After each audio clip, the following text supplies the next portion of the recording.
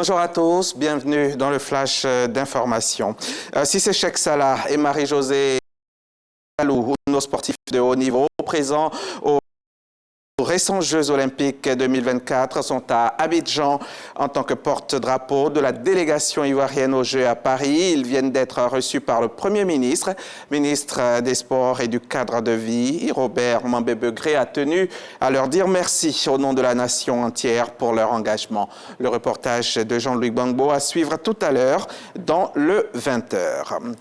Les acteurs de la filière cajou se sont réunis à Abidjan en début de semaine. Une rencontre qui a pour objet de promouvoir les opportunités d'investissement dans ce secteur. Et c'est en cela que 3 accords de financement de plus de 16 milliards de francs CFA ont été signés avec des entreprises du Royaume-Uni, des Émirats et un consortium d'entreprises de l'Inde et de l'Autriche. En présence de notre reporter, Lancine Bakayoko. Avec 1 200 000 tonnes en 2023, la production ivoirienne de noix de cajou est en augmentation constante. Malheureusement, le niveau de transformation locale de ce produit phare de l'économie reste marginal. Sur l'exercice passé, seulement 21% de la production nationale a été usinée localement, un chiffre loin de l'objectif de 50% fixé par l'État à l'horizon 2030. C'est pourquoi notre département ministériel a fait de l'attraction des investissements dans le secteur de la transformation de l'ANACAD l'un des programmes phares de la politique de transformation des matières premières. Et le gouvernement ivoirien, comme vous le savez, a mis en œuvre un certain nombre de réformes avec des programmes de numérisation et de digitalisation. Également, un code des investissements les plus attractifs. Pour les autorités ivoiriennes, les enjeux sont autant économiques que sociaux. Dans les usines de transformation du cajou, 80% des travailleurs sont composés de femmes et de jeunes ruraux.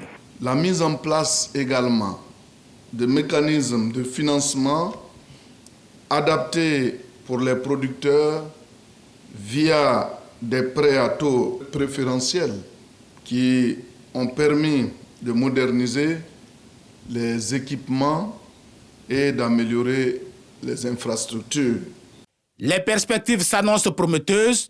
Le Conseil Coton Anacarde a signé 3 accords de financement avec des entreprises du Royaume-Uni, des Émirats arabes unis et un consortium d'entreprises de l'Inde et de l'Autriche. Montant cumulé, 16 milliards de francs CFA. L'AELA, l'association des loteries d'Afrique, s'agrandit chaque jour un peu plus. L'association vient d'enregistrer de nouveaux membres et pas que des pays francophones, mais des anglophones ont aussi rejoint le groupe. L'annonce a été faite ce matin même ici à Abidjan par le président de l'association, qui est par ailleurs directeur général de la LONASI. Le témoignage de Walter Amado Ouattara à suivre dans le 20h. Et dans le 20h, on évoquera également la deuxième réunion des experts de la 15e conférence des ministres en charge de l'emploi et de la formation professionnelle des pays membres de l'UEMOA. La rencontre de travail a démarré ce mardi et pendant 72 heures, les ministres réfléchiront aux meilleures solutions pour insérer à travers la formation professionnelle le plus grand nombre de femmes et de jeunes dans le tissu socio-économique. C'est Davis Oyo qui nous en parlera en détail tout à l'heure. Amadou Matar Mbao est mort. L'ancien secrétaire général de l'UNESCO est le premier Africain à la tête de l'agence onusienne chargée de l'enseignement et de la culture, l'UNESCO. L'intellectuel sénégalais est mort ce 24 septembre à Dakar. Il avait 103 ans. Avant d'occuper les fonctions de directeur général de l'UNESCO, une première pour un Africain donc à la tête d'un organisme des Nations Unies, Amadou Matar Mbao a occupé les postes de ministre de l'Éducation du Sénégal entre 1966 et 1968 sous Léopold Sédar Senghor. Il sera par la suite ministre de la Culture. Et puis, on va terminer en Israël. Le pays a mené ce mardi de nouvelles frappes contre le Hezbollah au Liban, dont l'une a tué un responsable militaire du mouvement au lendemain de bombardements qui ont fait plus de 550 morts, attisant la crainte d'une escalade régionale près d'un an après le début de la guerre à Gaza. Le raid dans la banlieue sud de la capitale, un des bastions du Hezbollah, Hezbollah a tué 6 personnes, selon le ministère de la Santé, détruisant 2 étages d'un immeuble situant dans une zone densément peuplée.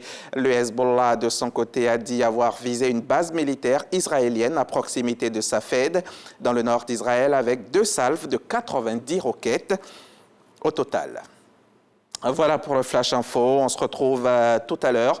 J'aurai 2 invités aux 20h. Monsieur Adjessi Lasmech, le ministre délégué chargé des sports et du cadre de vie, et Charlemagne Bleu, le président de la Fédération mondiale de Maracana, président du comité d'organisation de la Maramonde. Vous l'aurez compris, on va parler de la première édition de la Coupe du monde de Maracana qui se tiendra ici à Abidjan du 25 septembre au 7 octobre prochain.